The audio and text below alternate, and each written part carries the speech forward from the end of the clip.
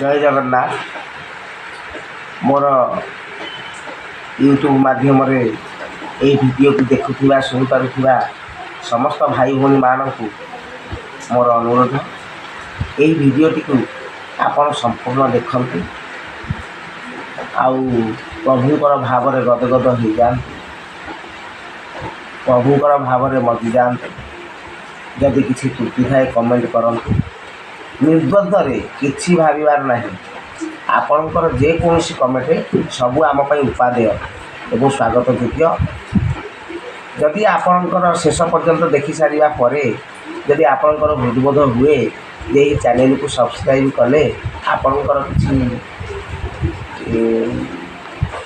आपणकर किसी लाभ मिलूँ आपण को तो आपण निश्चित सब्सक्राइब करूँ लाइक करूँ कमेंट निश्चित करूँ आज जो वर्णना होती एक रोचक तथ्य एठार दि जाइए महाप्रभु श्री जगन्नाथ घोष यात्रा एवं आमर जीवन यात्रा मध्य समन्वयता वर्णना करा एवं विभिन्न चैनल मानक यूट्यूब रे देखी जे अनेक प्रश्न आसूची भक्त मानक मन को कुठारघात करला भाया जे महाप्रभु कहीं टाहिया परिधान करना से एक आलेख्य प्रदान करा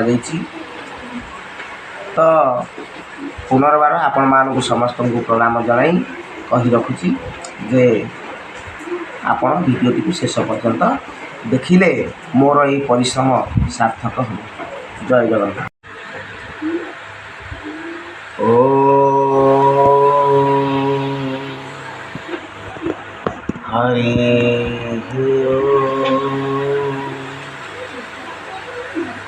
गुरुदेवाय विद्महे प्रेमदाताय धीमहि तन्नो गुरु प्रचोदयात्।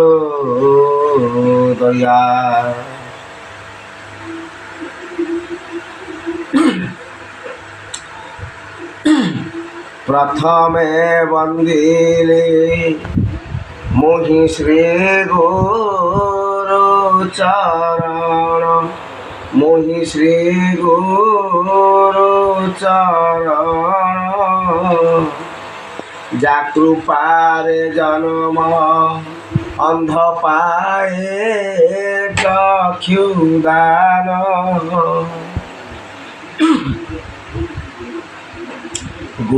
गुणातीत रूप वर्जित रूप वर्जित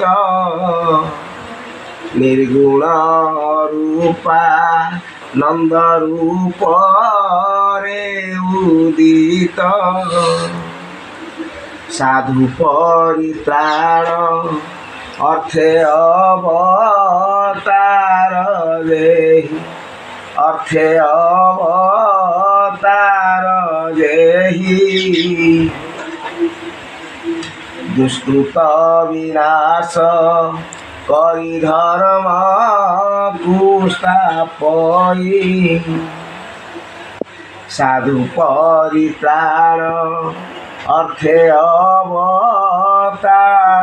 देहि अर्थे अवतार देहि दुष्कृत विनाश करि धर्म कुस्थापयि एहि कर्म अर्थे जुगे जुगे अवतार जुगे जुगे अवतार सेहि मोर जीव धन श्री गुरु ठाकुर सेहि मोर जीव धन श्री गुरु ठाकुर मोर श्री गुरु ठाकुर सेहि मोर जीव धन श्री गुरु ठाकुर ସେହି ଗୁରୁ ପଦ୍ମ ପାଦେ ଶରଣ ପଶଇ। ସେହି ବ୍ୟକ୍ତି ଗୁରୁଙ୍କର ପାଦ ପଦ୍ମରେ ଆଶ୍ରୟ ନିଏ, ଚରଣାଶ୍ରିତ ହୁଏ। କେଉଁ ବ୍ୟକ୍ତି? ଜଗତ ଗୁରୁ ଠାକୁର ଶ୍ରୀ ଶ୍ରୀ ଅଭିରାମ ପରମହଂସ ଦେବ କହିଲେ, କହେ ଅଭିରାମ ଯାକୁ ଗୁରୁ କୃପା ହୋଇ, ଏ ଯାକୁ ଗୁରୁ କୃପା ହୋଇ। କହେ ଅଭିରାମ ଯାକୁ ଗୁରୁ କୃପା ହୋଇ। ଯାହାଙ୍କୁ ଗୁରୁଙ୍କର କୃପା ହେବ ସେହି ଗୁରୁଙ୍କର ପାଦ ପଦ୍ମରେ ଶରଣାଗତରେ ଆସିଥାଏ। ନହେଲେ ସମସ୍ତେ ଗୁରୁଙ୍କୁ ଚିହ୍ନି ପାରନ୍ତି ନାହିଁ, ଯେ ପର୍ଯ୍ୟନ୍ତ ଗୁରୁ ନିଜ ସ୍ୱରୂପ ଶିଷ୍ୟକୁ ଚିହ୍ନାଇ ନ ଦେଇଛି। ହଉ, ତେଣୁ ସମସ୍ତଙ୍କଠାରେ ପରମାତ୍ମା ବାସ କରନ୍ତି ବୋଲି ଏହି ଜ୍ଞାନରେ ପୁଣି ଥରେ ଏହି ଭିଡ଼ିଓକୁ ଦେଖୁଥିବା ଶୁଣୁଥିବା ସମସ୍ତ ଜଗନ୍ନାଥ ପ୍ରେମୀ ମହାପୁରୁଷଙ୍କ ଶ୍ରଦ୍ଧାଳୁ ଭାଇ ଭଉଣୀମାନଙ୍କୁ ଆଜିର ସକାଳର ଶୁଭେଚ୍ଛା। ମହାପ୍ରଭୁ ଶ୍ରୀ ଜଗନ୍ନାଥ ଆପଣମାନଙ୍କର ଚଲାପଥକୁ କୁଶଳିତ କରନ୍ତୁ ଏବଂ ସେହି ପରମ ଜ୍ଞାନ ଆପଣମାନଙ୍କର ହୃଦୟରେ ଭରି ଦିଅନ୍ତୁ, ଯାହାଫଳରେ ଜୀବର ଉଦ୍ଧାର। କିଏ ଉଦ୍ଧାର ହେଉଛି, କିଏ ଉଦ୍ଧାର କରୁଛି। ଆଉ ଆମର ଯେଉଁ ଅନନ୍ତ ଯାତ୍ରା ଆରମ୍ଭ ହୋଇଛି, ସେ ଅନନ୍ତ ଯାତ୍ରାର ଶେଷ ହେବ କେଉଁଠି? ଇଏ ହେଉଛି ଏକ ଅନନ୍ତ ପ୍ରତୀକ୍ଷା। ଅନନ୍ତ ଯାତ୍ରା କହିଲେ ହେଉଛି ପଥ, ଜଣେ ହେଉଛି ପଥିକ, ଆଉ ଜଣେ ହେଉଛି ପାନ୍ଥଶାଳା, ଏବଂ ଆଉ ଗୋଟେ ଜିନିଷ ହେଉଛି ପାଥେୟ। ପଥ ହେଲା କ'ଣ ନା, ଯେଉଁ ମାର୍ଗଟି ପଡ଼ିଛି ଗୋଟିଏ ସ୍ଥାନରୁ ଆରମ୍ଭ ଏବଂ ଆମର ଲକ୍ଷ୍ୟସ୍ଥଳ ପର୍ଯ୍ୟନ୍ତ ଯିଏ ଆମର ମାଧ୍ୟମ ହେବ, ସେ ହେଉଛି ପଥ। ଆମେ ହେଲେ ପଥିକ। ପାଥେୟ କ'ଣ ନା, ସେ ମାର୍ଗରେ ଯିବା ପାଇଁ ଆମର ବିଭିନ୍ନ ପ୍ରକାର ଆବଶ୍ୟକୀୟ ବସ୍ତୁ, ସେ ହେଉଛି ପାଥେୟ।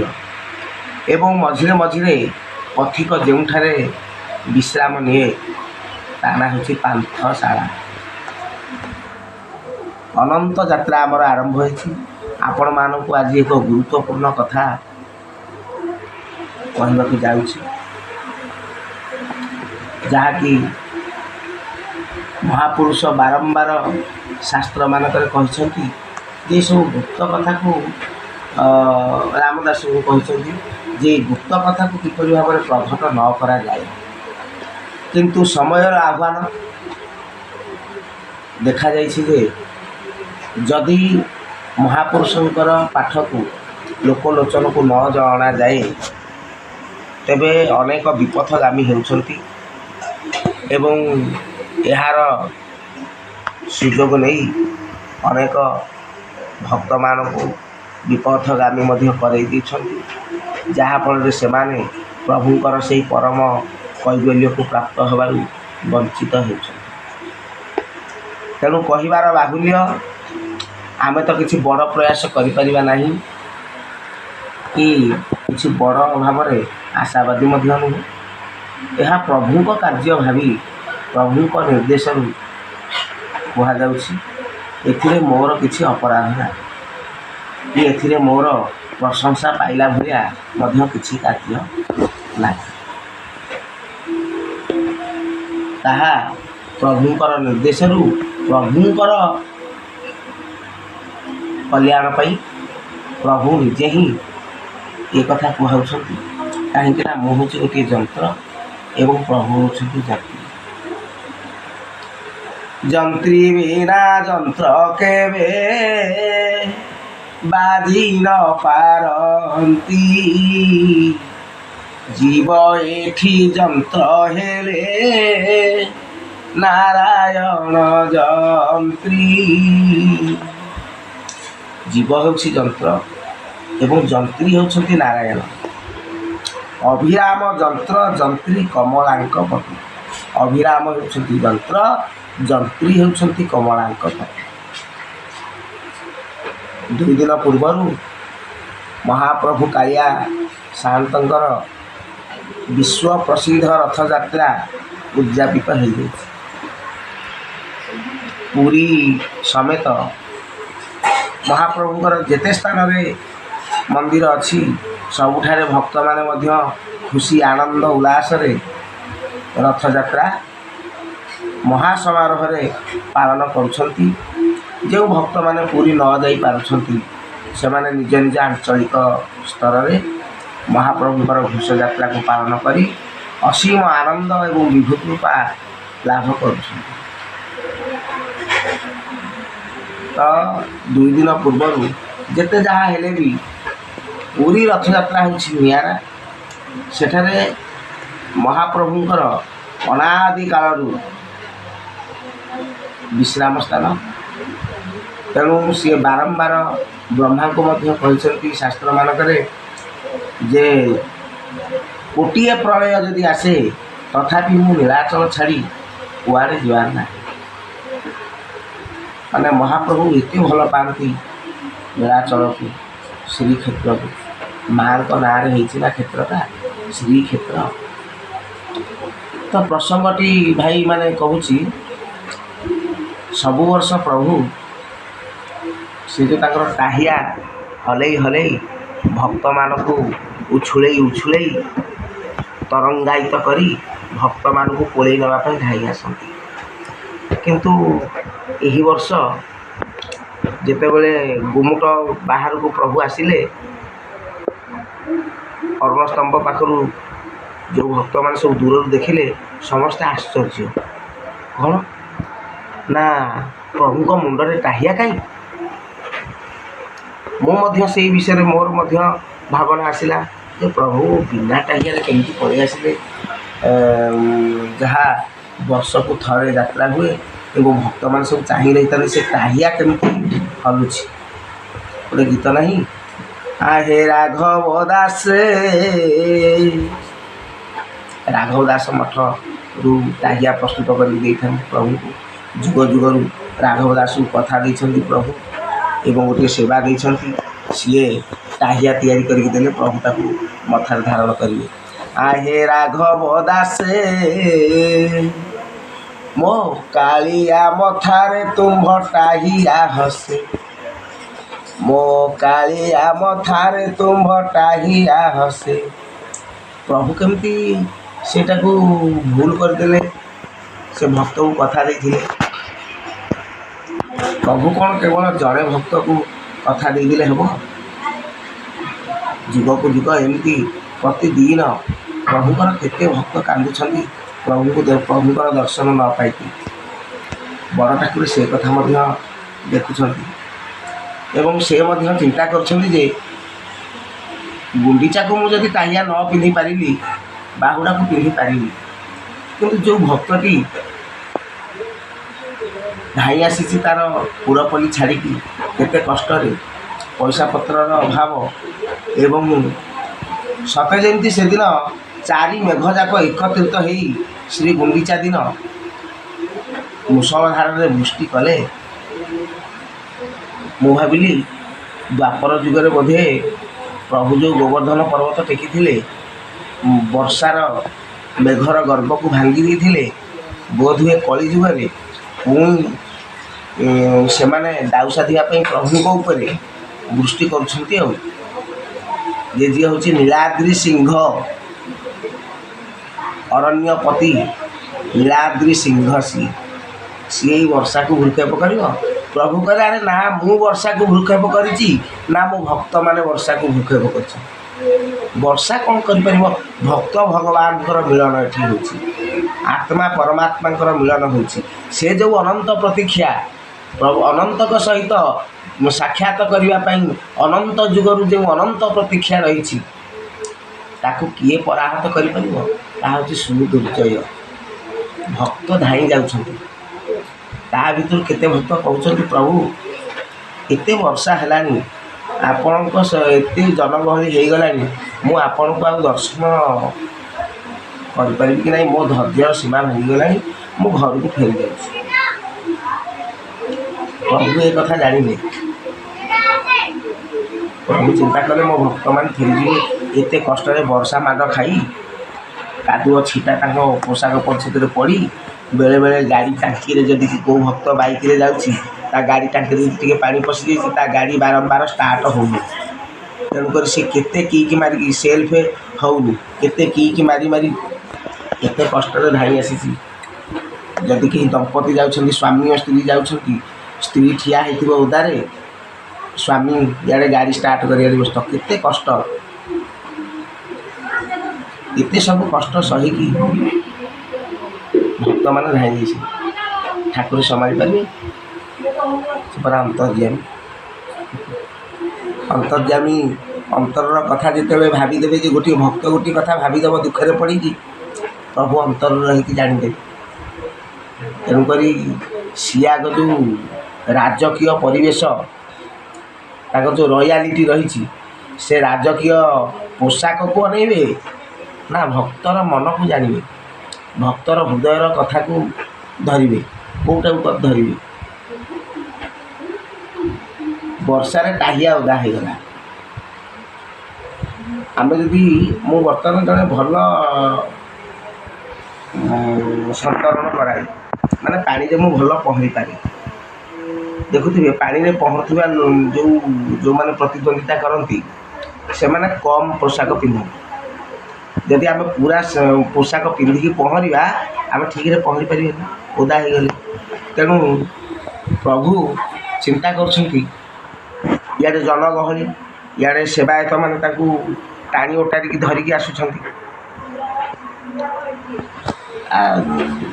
ହଜାର ପର୍ବତଠୁ ସେ ଆହୁରି ଗରମ, ମହାମେରୁ, ତାକୁ କିଏ ସମ୍ଭାଳି ପାରିବ? ଯଦି ଗୋଟେ ସିଂହ ଯେତେବେଳେ ପାଗଳ ହେଇଯିବ, ତାକୁ କିଏ ଅଟକାଇ ପାରିବ? ଆଉ ଇଏ ତ ସହଜେ ତା ଜନ୍ମରୁ ପାଗଳ। ପାଗଳ ବୋଲି ମୁଁ କ'ଣ କହୁଛି, ପ୍ରଭୁଙ୍କୁ ପାଗଳ କହିବା କେତେ ଦୂର ଯଥାର୍ଥ? କେଉଁଥିରେ ସିଏ ପାଗଳ? ପ୍ରେମ ପାଗଳ। ପ୍ରଭୁଙ୍କର ଭକ୍ତମାନଙ୍କର ଭାବରେ ଯିଏ ପାଗଳ, ମାନେ କେତେ କଷ୍ଟ ହେଉଛି ପ୍ରଭୁଙ୍କୁ ଆପଣମାନେ ଅନୁଭବ କରନ୍ତୁ। ମୋ ଭକ୍ତମାନେ ଏତେ କଷ୍ଟ ସହିକି ଆସିଛନ୍ତି, ଜଣେ ଜଣେ କହିଲେଣି ଯେ ଆଉ ପ୍ରଭୁ ଆମର ଧୈର୍ଯ୍ୟର ସୀମା ନାହିଁ, ଆମେ ଯାଉଛୁ, ଆପଣ ସିଆଡ଼େ ସଜବାଜ ହେଉଥାନ୍ତୁ। ଠାକୁର କହିଲେ, ଆରେ ଏଇ ରାଜକୀୟ ସଜବାଜ ତୋ ସହିତ ମୋତେ ଭେଟିବାକୁ ଅଟକେଇ ପାରିବ? ଫିଙ୍ଗି ଦେଲେ ପ୍ରଭୁ ସେ ଟାହିଆ, ସେ ଯେଉଁ ପାଟ ପିତାମ୍ବରୀ ପିନ୍ଧିଦେଲେ। ଦ୍ୱାପର ଯୁଗରେ ଯେମିତି ଭକ୍ତ ସୁଦାମା ଗଲା ବେଳକୁ, ଠାକୁରଙ୍କର ତ କେତେ ସେବାକାରୀ ଅଛନ୍ତି, ଠିକ୍ ଠିକଣା ନାହିଁ। କେହି କାହାକୁ, ଆପଣମାନେ ରଥ ଉପରେ ଦେଖୁଥିବେ ସେବାୟତ ଭାଇମାନେ କେହି କାହାକୁ ଆଉ ଅନଉନାହାନ୍ତି, କେହି କାହାକୁ ତକଉନାହାନ୍ତି। ଯେଝାର ସେବା, ଯାହାର ଯାହା ସେବା, କିଏ ଇଆଡ଼େ ଗୋଟେ ତୋରଣ ବାନ୍ଧୁଛି, କିଏ ଠାକୁରଙ୍କୁ ଲୁଗା ପିନ୍ଧେଇ ଦେଉଛି, କିଏ ଫୁଲମାଳ, କିଏ ତୁଳସୀ ମାଳ, ମାନେ ସମସ୍ତେ ପୁରା ବ୍ୟସ୍ତ, କାହାକୁ ଆଉ ସମୟ ନାହିଁ। ତେଣୁକରି ପ୍ରଭୁ କହିଲେ, ତମ ରଥ ସବୁ ହେଇ ରାଜକୀୟ ପୋଷାକ। ମୋ ଭକ୍ତ ବାହୁ ମେଲେଇକି ଧାଇଁ ଆସିଛି, ମୁଁ ସେମିତି ବାହୁ ମେଲେଇକି ଯାଇକି ତାକୁ କୁଣ୍ଢେଇ ପକେଇବି। କେତେଜଣ ଭକ୍ତ ଛତା ଧରିକି ଯାଇଥିଲେ, କେତେଜଣ ଭକ୍ତ ଜୋତା ପିନ୍ଧିକି ଯାଇଥିଲେ। ଦ୍ୱାପର ଯୁଗରେ ଭଗବାନ ଶ୍ରୀକୃଷ୍ଣ କହିଲେ, ଯିଏ ଲଙ୍ଗଳା ଗୋଡ଼ରେ ଆସିଛି, ଖାଲି ପାଦରେ ଆସିଛି, ମୁଁ ତାକୁ ଖାଲି ପାଦରେ ଧାଇଁକି ଯାଇକି, ଜଣେ ସେବାକାରୀ ଆଣିକି ତାଙ୍କର ଉପାନହ କହିଲେ ପାଦୁକା, ତାଙ୍କର ଯେଉଁ ସ୍ୱର୍ଣ୍ଣ ଖଚିତ ପାଦୁକାକୁ ଆଣିକି ପ୍ରଭୁଙ୍କ ପାଦରେ ଏମିତି ପିନ୍ଧେଇ ଦେଲା ବେଳକୁ ସେ ତାକୁ ଭ୍ରୂକ୍ଷେପ ନ କରିକି ଧାଇଁକି ଆସୁଛନ୍ତି। ସେବାକାରୀମାନେ ପ୍ରଭୁଙ୍କ ଅଙ୍ଗକୁ ଛୁଇଁବାକୁ ମଧ୍ୟ ତାଙ୍କୁ ଭୟ ଲାଗେ। ଏତେ କୋମଳ ଶିରୀଷ, ଏତେ ଲାବଣ୍ୟମୟ ରୂପ ଶରୀର, ତାଙ୍କୁ ଛୁଇଁବାକୁ ସମସ୍ତଙ୍କୁ ଭୟ ଲାଗେ। କାଳେ ମୋର ମୁଖ୍ୟ ଶରୀର ପ୍ରଭୁଙ୍କ ଶରୀରରେ ବାଜିଗଲେ କାଳେ ପ୍ରଭୁଙ୍କୁ କଷ୍ଟ ହେବ। ତେଣୁ ସେବାକାରୀମାନେ ମଧ୍ୟ ଦୂରେଇକି ରହିଥାନ୍ତି। ତେଣୁ ପ୍ରଭୁଙ୍କର ସେତେବେଳେ ଆଉ କିଏ ଉଚ୍ଚ, କିଏ ନୀଚ, କିଏ ମୋ ସେବାକାରୀ, କିଏ ମୋ ସାଙ୍ଗସାଥି, କିଛି ତାଙ୍କର ଆଉ ଏଇଟା କିଛି ନାହିଁ। ଭକ୍ତଟେ ଧାଇଁ ଆସିଛି ମାନେ ମୁଁ କେମିତି ଆଗ ଭକ୍ତ ପାଖରେ ପହଞ୍ଚି, ଭକ୍ତ ଇଆଡ଼େ ବାହୁ ମେଲେଇକି ଧାଇଁଛି, ସେ ବଳିଆର ଭୁଜ, ଏତେ ବିଶାଳ ବାହୁ, ସମଗ୍ର ବିଶ୍ୱ ବ୍ରହ୍ମାଣ୍ଡ ତା ଭିତରେ ସମାହିତ ହେଇଯାଇପାରେ। 15 ଲକ୍ଷରୁ ଊର୍ଦ୍ଧ୍ୱ କି 17 ଲକ୍ଷରୁ ଊର୍ଦ୍ଧ୍ୱ ହେବେ ଭକ୍ତମାନେ ଆସିଛନ୍ତି। ଏତେ ବଡ଼ ବିଶାଳ ବାହୁ ଏକା ଥରକେ କୁଣ୍ଢେଇ ଦେଲେ ଠାକୁର, ପୁରା ବାହୁ ମେଲେଇକି ଧାଇଁ ଆସିଲେ ପ୍ରଭୁ। ଗୁମୁଟରୁ ଯେତେବେଳେ ବାହାରି ଆସିଲେ, ବିନା ଟାହିଆରେ ପ୍ରଭୁ କେତେ ସୁନ୍ଦର ଦେଖାଯାଉଥିଲେ। ଏମିତି ଟାହିଆ ଗୁଡ଼ାକ ସବୁ ରହିବା ଫଳରେ ପ୍ରଭୁଙ୍କର ସେ ଯେଉଁ ବଡ଼ ବଡ଼ ଚକା ଚକା ଆଖି ସମ୍ପୂର୍ଣ୍ଣ ଦର୍ଶନ ହୁଏନି। ପ୍ରଭୁ କହିଲେ, ଆରେ ମୁଁ ସହଜ ତ ଆଖି ପତା ଆଣିନି, ଆଖି ମେଲେଇକି ରହିଥିଲି। ବର୍ତ୍ତମାନ ତୁ ଯେମିତି ବର୍ଷାରେ ଓଦା ହେବୁ, ମୁଁ ସେମିତି ବର୍ଷାରେ ଓଦା ହେବି। ଦୁଇ ଜଣ ଯାକ ସମାନ ହେଲେ ସିନା ସାଙ୍ଗ ହେବ। ଆଉ ଯଦି ଜଣେ ରାଜା ହେଇଥିବ, ଜଣେ ଭିକାରୀ ହେଇଥିବ, କେମିତି ସମାନ ହେଲେ ସେ କେମିତି ସାଙ୍ଗ ହେବ? ତେଣୁକରି ସେ କହିଲେ, ତୁ ଓଦା ହେଇଛୁ, ଦେଖେ ମୁଁ ଓଦା ହେଇଛି। ତୋ ଦେହରେ ଯେଉଁ ତୋ ମୁଣ୍ଡରେ ମୁକୁଟ ନାହିଁ କି ଛତା ନାହିଁ କି କିଛି ନାହିଁ, ମୋ ମୁଣ୍ଡରେ ମୁକୁଟ ନାହିଁ କି ଛତା। ଏବେ ଭକ୍ତ, ଏବେ ତୋର ମୋର ବରାବର ହେଲି। ମୁଁ ଯିଏ ତୁ ସିଏ, ତୁ ଯିଏ ମୁଁ ସିଏ। ତୁହିଟି ହୋଇଅଛି ମୁହିଁ, ତୁହି ମୁହିଁରେ ଭିନ୍ନ ନାହିଁ। ଆରେ ଭକ୍ତ, ତୁ ଯେଉଁ ଭାବୁଥିଲୁ ଯେ ପ୍ରଭୁ ହେଉଛନ୍ତି ରାଜା, ବିଶ୍ୱ ବ୍ରହ୍ମାଣ୍ଡର ରାଜା, ରାଜାଧିରାଜ, ତାଙ୍କ ଉପରେ ଆଉ କେହି ରାଜା ନାହାନ୍ତି। ମହାରାଜ ସେ ନୁହଁ, ଅଧିରାଜ, ଛତ୍ରପତି। ପ୍ରଭୁ କହିଲେ ଯେ କିଛି ବିଷମତା ନାହିଁ, ବର୍ତ୍ତମାନ ଆସିଯାଇଛି ସମାନତା। ମୁଁ ମଧ୍ୟ ତମେ ଯେମିତି ମୁଁ ସେମିତି। ପ୍ରଭୁଙ୍କର କି ଅପୂର୍ବ ଲୀଳା। ପ୍ରଭୁ ସବୁବେଳେ ଟାହିଆ ପିନ୍ଧୁଥିଲେ, ଏଇଥରକା ନ ପିନ୍ଧିଲେ। ଆମେ ଯେତେବେଳେ ଘରୁ କୌଣସି ଗୋଟେ କାମରେ କିଲିବିଲି ହେଇକି ଯାଉଛେ, ବେଳେବେଳେ ବୟସ୍କ ଲୋକମାନେ ବେଳେବେଳେ ଚଷମା ଭୁଲିକି ପଡ଼େ। ଅଧା ବାଟରେ ହେ ଚଷମାଟା ଆଣିବେ। ବେଳେବେଳେ ଫୋନ୍ଟାକୁ ଆମେ ଅତି ପ୍ରିୟ ବୋଲି ଭାବୁଛେ, ବେଳେବେଳେ ଲୋକମାନେ ଫୋନ୍ ଛାଡ଼ିକି ମଧ୍ୟ ପଳେଇଥାନ୍ତି। ବେଳେବେଳେ ଲୋକମାନେ ପର୍ସ ଛାଡ଼ିକି ମଧ୍ୟ ପଳେଇ ଯାଉଛନ୍ତି। ତେଣୁ ପ୍ରଭୁ ଆଜି ମୁକୁଟକୁ ଛାଡ଼ିଦେଲେ ଭକ୍ତମାନଙ୍କ ପାଇଁ। ତେଣୁ ଇଏ ହେଉଛି ଅନନ୍ତ ଯାତ୍ରା। ପ୍ରଭୁ ଏ ଯେଉଁ ରଥଯାତ୍ରାଟି ଆମକୁ ବର୍ତ୍ତମାନ ପ୍ରଦର୍ଶନ କରୁଛନ୍ତି, ମାଉସୀ ମା ଘରକୁ ଯାଉଛନ୍ତି, 9 ଦିନ ପାଇଁ ଯାଉଛନ୍ତି, ତାପରେ ପୁଣି ଫେରୁଛନ୍ତି। এই ଯାତ୍ରାଟା କେବେଠୁ ଆରମ୍ଭ ହୋଇଛି ଏବଂ କ'ଣ ସଂକେତ ଦେଉଛନ୍ତି ମହାପ୍ରଭୁ? ମହାପ୍ରଭୁ କହୁଛନ୍ତି, ଆମ ସମସ୍ତଙ୍କର ଗୋଟିଏ ନିଜସ୍ୱ ଘର ଅଛି, କିନ୍ତୁ ଆମେ ସମସ୍ତେ ଭଡ଼ା ଘରେ ହିଁ ରହୁଛେ। ଏ ଶରୀରଟି ହେଉଛି ଆମର ଭଡ଼ା ଘର, ଆମର ନୁହଁ। ତେଣୁ ଆମେ ନିଜ ଘର ଛାଡ଼ିକି ଭଡ଼ା ଘର ହେଲା ମହାପ୍ରଭୁଙ୍କର ରଥ। ଆମ ଶରୀରଟି ହେଲା ରଥ ଏବଂ ରଥରେ ଭିନ୍ନ ଭିନ୍ନ ରଥରେ ଭିନ୍ନ ଭିନ୍ନ ଘୋଡ଼ା ସଂଖ୍ୟା। ଭଗବାନ ସୂର୍ଯ୍ୟନାରାୟଣଙ୍କର, ପ୍ରଭୁ ସୂର୍ଯ୍ୟନାରାୟଣଙ୍କର ରଥରେ 7ଟି ଅଶ୍ୱ ଏବଂ ତା ଭିତରେ ତ୍ରିଷ୍ଟୁପ, ଅନୁଷ୍ଟୁପ, ଗାୟତ୍ରୀ, ଏମିତି ସବୁ 7ଟି ଅଶ୍ୱ ରହିଛନ୍ତି। ତେଣୁ ମହାପ୍ରଭୁ ଶ୍ରୀ ଜଗନ୍ନାଥଙ୍କ ରଥରେ ମଧ୍ୟ ଅଶ୍ୱ ଅଛି, 16ଟି ଚକ ଅଛି। ମୋଟ ଚକ ସଂଖ୍ୟା 3ଟା ଯାକ ରଥର ହେଇଯିବ କେତେ? 42। 42 ଗଡ଼ିବ, 42 ଆସିବ। ଟୋଟାଲ ଗଡ଼ିଲା କେତେ ନା 84 ଚକ। 84 ଚକ ଗଡ଼ିଲେ ଆମର 84 ଲକ୍ଷ ଯୋନି ଯେଉଁ ରହିଛି, 84 ଲକ୍ଷ ଜନ୍ମ ଭ୍ରମଣ ଆମେ କରୁଛେ। ପ୍ରଭୁଙ୍କ ଅଙ୍ଗରୁ ଆମେ ଆସିଲେ ଅକ୍ଷର, ଆମେ କ୍ଷରିଲେ, ସେ ହେଉଛନ୍ତି ଅକ୍ଷର, ଆମେ ତାଙ୍କଠାରୁ କ୍ଷରିକି ଆସିଲେ। ସେଇଦିନଠୁ ଆଉ ପ୍ରଭୁଙ୍କ ସହିତ ଆମର ଆଉ ଭେଟ ନାହିଁ। ପୁଣି ଶେଷରେ ଆମେ ପୁଣି ପ୍ରଭୁଙ୍କ ସହିତ ଭେଟିଲା। ଜଣେ ବ୍ୟକ୍ତି ମୃତ୍ୟୁବରଣ ହୋଇଗଲା ପରେ ସେ ହଠାତ୍ ଯାଇକି ଜନ୍ମ ହୋଇଯାଉଛି ନାହିଁ, ତା'ର ହିସାବ ଆବଶ୍ୟକ। ସିଏ ଆଗ ପ୍ରଥମେ କେଉଁଠିକି ଯାଉଛି ନା ଅନନ୍ତ ବିଶ୍ରାମ ସ୍ଥଳ, ଅବାୟୁମଣ୍ଡଳକୁ ଯାଉଛି। ବାୟୁ ଆଉ ପବନ ଦୁଇଟା ଯାକ ସମାନ ନୁହେଁ। ଗତିଶୀଳ ବାୟୁକୁ କୁହାଯାଏ ପବନ। ପୃଥିବୀ ଠାରୁ 16 କିଲୋମିଟର ପର୍ଯ୍ୟନ୍ତ, ମାନେ 16,000 ମିଟର ପର୍ଯ୍ୟନ୍ତ ତାର ଯେଉଁ ଗୋଟେ ପରିଧି, ମାନେ ପୃଥିବୀର ଗୋଟେ ପରିଧି ଅଛି। ପୃଥିବୀ ଯଦି ଆମେ ଗୋଟେ ଛୋଟ ବୃତ୍ତ ଭାବିବା, ତାଠାରୁ ତା ବ୍ୟାସାର୍ଦ୍ଧ ଠାରୁ ବା ତା ବ୍ୟାସ ଠାରୁ ଆହୁରି 16,000 ମିଟର ବଡ଼ର ଗୋଟେ ବଡ଼ ପରିଧି ଅଛି।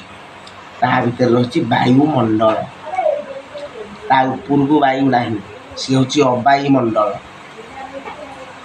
କିନ୍ତୁ ପୃଥିବୀରେ ଆମେ ରହିଛେ।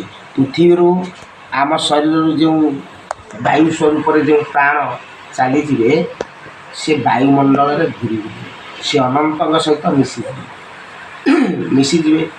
ଯେ ପର୍ଯ୍ୟନ୍ତ ତାଙ୍କର ହିସାବ ନ ହେଇଛି, ସେ ପର୍ଯ୍ୟନ୍ତ ବାୟୁମଣ୍ଡଳରେ ଘୂରି ବୁଲୁଥିବେ। ତାପରେ ସେ ହିସାବ ଦେଇସାରିଲା ପରେ ସ୍ଥିର କରାଯିବ ସେ କେଉଁ ଶରୀରକୁ ପ୍ରାପ୍ତ ହେବେ, ତାଙ୍କର କେତେ ଟଙ୍କା ବ୍ୟାଙ୍କ ବାଲାନ୍ସ ଅଛି, କେଉଁ ଡ୍ରେସ୍ ସେ କିଣିପାରିବ। ତେଣୁ ସେ ସେହି ଅନୁସାରେ ଗୋଟିଏ ଶରୀର ପ୍ରାପ୍ତ ହେବ। ଶରୀରରେ ରହିଲା, ତେଣୁ ସେ ପର୍ଯ୍ୟନ୍ତ ସେ ଅନନ୍ତଙ୍କ ସହିତ ଘୂରି ବୁଲିବ। ଆମେ କେଉଁଠି ଜନ୍ମ ଲାଭ କରିବା ତାହା ଆମର ସଜ୍ଞାନ ନାହିଁ। କିନ୍ତୁ ଯେଉଁମାନେ ସାଧନ କରିଛନ୍ତି, ପ୍ରଭୁଙ୍କ ସହିତ ଦେହ ଥାଉଁ ଥାଉଁ ପ୍ରଭୁଙ୍କ ସହିତ ନିଜକୁ ମିଶାଇଛନ୍ତି, ବିଶ୍ୱ ପ୍ରାଣରେ ନିଜ ପ୍ରାଣକୁ ମିଶାଇଛନ୍ତି, ସେମାନେ ଜାଣିପାରିବେ ସେ ତାଙ୍କୁ ନିଜ ଇଚ୍ଛାରେ ହିଁ ଜନ୍ମ ଲାଭ କରନ୍ତି। ତେଣୁ ସେମାନେ ସେହି ଜନ୍ମକୁ ପ୍ରାପ୍ତ ହୁଅନ୍ତି।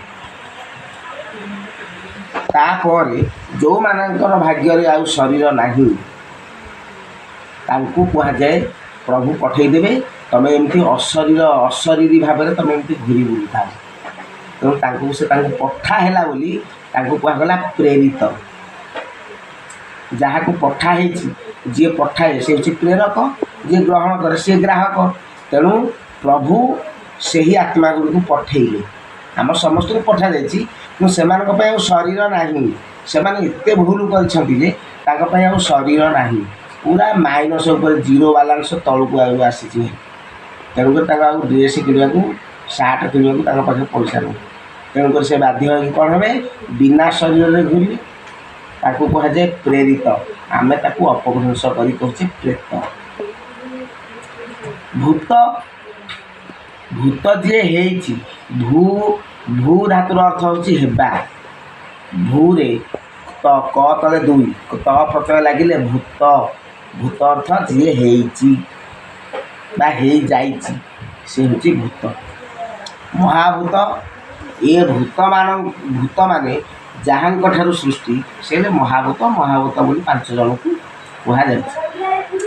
ପୁଣି ରହିଲେ ତତ୍ତ୍ୱ, ତତ୍ ବ୍ରହ୍ମ, ତାହା ହିଁ ବ୍ରହ୍ମ। ସେ ଯେଉଁ 24 ତତ୍ତ୍ୱରେ ଉପାଦାନ, 24 ତତ୍ତ୍ୱରେ ଏ ଶରୀର ତିଆରି ହେଇଛି। 21 ଦୋଷ 3 ଗୁଣ, 24 ତତ୍ତ୍ୱରେ ଶରୀରକୁ ତିଆରି। ତାପରେ ଆମେ ଜନ୍ମ ଲାଭ।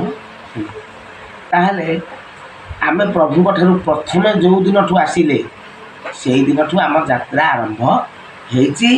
ଆମେ କେତେବେଳେ ବଡ଼ ରଥ, କେତେବେଳେ ଛୋଟ ରଥ, କେତେବେଳେ ଆଉ କେଉଁ ରଥ, ଏମିତି ରଥରେ ଆମେ ଭ୍ରମଣ କରି ଚାଲିଛେ। ଆମ ଯାତ୍ରା ଅନନ୍ତ କାଳ ପାଇଁ ଚାଲିଛି।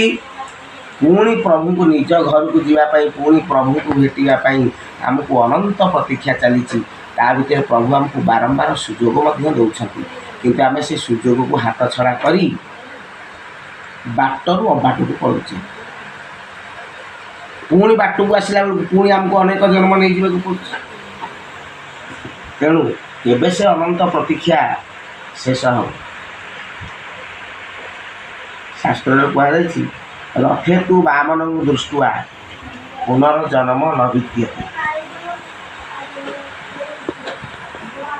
ରଥରେ ବାମନଙ୍କୁ ଥରେ ଦର୍ଶନ କରିଦେଲେ ଆଉ ତାର ପୁନର୍ଜନ୍ମ ହେବ ନାହିଁ।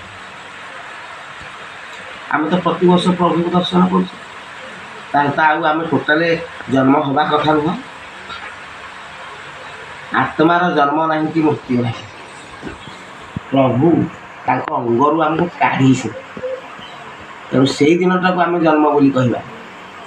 ଆମର ଜନ୍ମ ନାହିଁ, କିନ୍ତୁ ଆମେ ଯେତେବେଳେ ନିଜ ଜ୍ଞାନ ଧରିଲେ, ସେଇ ଦିନଠୁ ଆମେ କିଛି ଜାଣିପାରିଲେ ସେଇ ଦିନଠୁ ଆମକୁ ଜନ୍ମ ବୋଲି କୁହାଯାଏ। ସେଇଥିପାଇଁ ଆମର ସବୁ ଧର୍ମରେ ସେଇ କଥା ଅଛି, ସମନ୍ୱୟ। ସବୁ ଧର୍ମରେ ଗୋଟିଏ କଥା ଅଛି, ଯେଉଁଦିନ ଆମେ ଗୁରୁଙ୍କ ଠାରୁ ମନ୍ତ୍ର ଗ୍ରହଣ କରୁଛେ ସେଇଦିନ ଠାରୁ ଆମର ପୁନର୍ଜନ୍ମ ହେଲା। ବାପା ମା' ଆମ ଶରୀରକୁ ତିଆରି କରୁଛନ୍ତି, କିନ୍ତୁ ଆମର ବୌଦ୍ଧିକ ବିକାଶକୁ ସୃଷ୍ଟି କରିବେ କିଏ? ନା ଗୁରୁଦେବ। ତେଣୁକରି ସେ ଆମକୁ ସେଇ ଦିନଠୁ ଆଉ ଥରେ ଜନ୍ମ ଦେଲେ, ଆମେ ନିଜେ ନିଜକୁ ସେଇ ଦିନଠୁ ଜାଣିବା ମୁଁ କିଏ। ତେଣୁ ସେଇ ଦିନଠୁ ଆମେ ଜାଣିବୁ। ତେଣୁ ଗୁରୁ ହେଲେ ଆମର ପିତା। ତେଣୁ ସେଇ ଦିନଠୁ ଆମେ ଜାଣିଲେ ଗୁରୁ, ସେଇ ଦିନଠୁ ଆମେ ଆମ ଯାତ୍ରାଟାକୁ ଅବ୍ୟାହତି ରଖିଲେ। ଏବଂ ପୂର୍ବରୁ ତ ଆମେ ଯାତ୍ରା କରୁଥିଲେ, କିନ୍ତୁ ଅଜାଣତରେ। ଗୁରୁ ଯେଉଁଦିନ କଲେ, ଗୁରୁଙ୍କ ଠାରୁ ଯେଉଁଦିନ ଆମେ ଉପଦେଶ ଗ୍ରହଣ କଲେ, ସେଇଦିନ ଠାରୁ ଆମେ ଜାଣିକି ପୁରା ଷ୍ଟିଅରିଂ ହୁଇଲ୍ ଧରିବା ଏବଂ ପୁରା ବ୍ରେକ୍ ଗିଅର ସବୁ ଗୁରୁଦେବ ଆମକୁ ଜଣେଇ ଦେବେ। ସେ ରଥକୁ ଧରିକି ଆମେ ଚାଲିବା। ଲକ୍ଷ୍ୟସ୍ଥଳ ଆମର ଖୁବ୍ ନିକଟ ହେଇଯିବ। ଆଉ ଅନ୍ୟ ସମୟରେ ଆମେ ଯେ ପର୍ଯ୍ୟନ୍ତ ଗୁରୁଙ୍କ ସହିତ ଆମର ସାକ୍ଷାତ ହେଇନି, କେତେବେଳେ ଆମେ ସ୍ପିଡ଼ ପଳାଉଛେ, କେତେବେଳେ ଅଣବାଟରେ ପଳାଉଛେ, ଆଉ କେତେବେଳେ ସ୍ଲୋ ପୁରା ଧିମି ହେଇଯାଉଛି। ପ୍ରସଙ୍ଗଟି ହେଉଛି ରଥେ ତୁ ବାମନ ଦୃଷ୍ଟ୍ୟା ପୁନର୍ଜନ୍ମ ନ ବିଦ୍ୟତେ। ଆଉ ଆମର ଶରୀର ନିର୍ବାଣ ଅଛି, ମୋକ୍ଷ ଅଛି, କୈବଲ୍ୟ ପାଇବା ହେଉଛି ଅଲଗା। ତେଣୁ ମୋହର କ୍ଷୟ ହେଇଯିବ। ମୋହ ଯେତେବେଳେ ଆମର ଧୀରେ ଧୀରେ କ୍ଷୟ ହେଇ ଶେଷ ହେଇଗଲା, ତାହେଲେ ଆମେ ମୋକ୍ଷ ହେବା ପ୍ରଭୁଙ୍କ ଅଙ୍ଗରେ। ପ୍ରଭୁଙ୍କ ଶରୀର ହେଉଛି ଆମର ନିଜ ଘର। ଆମେ ପ୍ରଭୁଙ୍କ ଅଙ୍ଗରୁ ଆସିଲେ। ତୁମ୍ଭରି ଅଂଶରୁ ମୋତେ କାଢ଼ିଲ କେଶବ, ବୁଝିଲେ ସେହିଟି ମୁହିଁ ନାମ ମୋର ଜୀବ।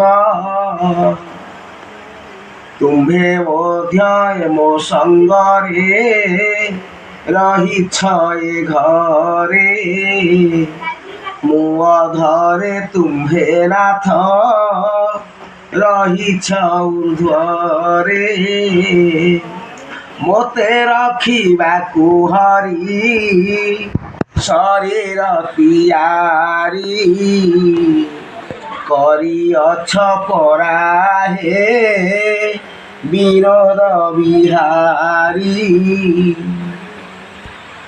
ଯଦି ଥରେ ମହାପ୍ରଭୁଙ୍କୁ ଦର୍ଶନ କଲେ ଆମର ଆଉ ପୁନର୍ଜନ୍ମ ନ ହେବ, ତାହେଲେ ତ ଆମେ ଆଉ ପ୍ରଭୁଙ୍କ ପାଖକୁ ଯାଆନ୍ତେନି। ଯେତେ ଭକ୍ତ ଯାଇଛନ୍ତି, 15 ଲକ୍ଷରୁ ଉର୍ଦ୍ଧ୍ୱ ଭକ୍ତ ଯାଇଛନ୍ତି। କେତେଜଣ ଭକ୍ତ ପ୍ରଭୁଙ୍କୁ କାମନା କରିଛନ୍ତି ଯେ ପ୍ରଭୁ, ମୁଁ ଆଉ ଏ ସଂସାରରେ ଜନ୍ମ ହେବାକୁ ଚାହେଁନି, ମୋତେ ଆପଣଙ୍କ ଶରୀରରେ ମୋତେ ମିଶାଇ ଦିଅନ୍ତୁ। କେତେଜଣ ଭକ୍ତ ଭାବିଛନ୍ତି? ଆଉ ଯେତିକି ଜଣ ଭାବିଥିବେ, ମହାପ୍ରଭୁ ହେଉଛନ୍ତି କଳ୍ପଦ୍ରୁମ, ବାଞ୍ଛାବଟ। ସେ ହେଉଛନ୍ତି କଳ୍ପବଟ। ସେ ମୂଳକୁ ଯାଇକି ଯିଏ କଳ୍ପନା କରିବ ଯାହା, ତାହା ହିଁ ପୂର୍ଣ୍ଣ ହେବ। ଏଥିରେ କିଛି ଭାବିବାର ନାହିଁ। ଆଉ 17 ଲକ୍ଷରୁ ଉର୍ଦ୍ଧ୍ୱ ଭକ୍ତ ଯାଇଥିଲେ ମଧ୍ୟ ହୁଏତ 17 ଜଣରୁ କମ୍ ଲୋକ କହିଥିବେ ପ୍ରଭୁ ମୋତେ ଆପଣଙ୍କ ଅଙ୍ଗରେ ମିଶାଇ ଦିଅନ୍ତୁ, ଏ ମାୟା ସଂସାର ପ୍ରଭୁ ଆଉ ମୋତେ ଭଲ ଲାଗୁନାହିଁ। ଆପଣମାନେ କମେଣ୍ଟ କରିକି ଜଣେଇବେ ନିଶ୍ଚିତ ପ୍ରକୃତରେ ଏହା ସତ୍ୟ ନା ନାହିଁ।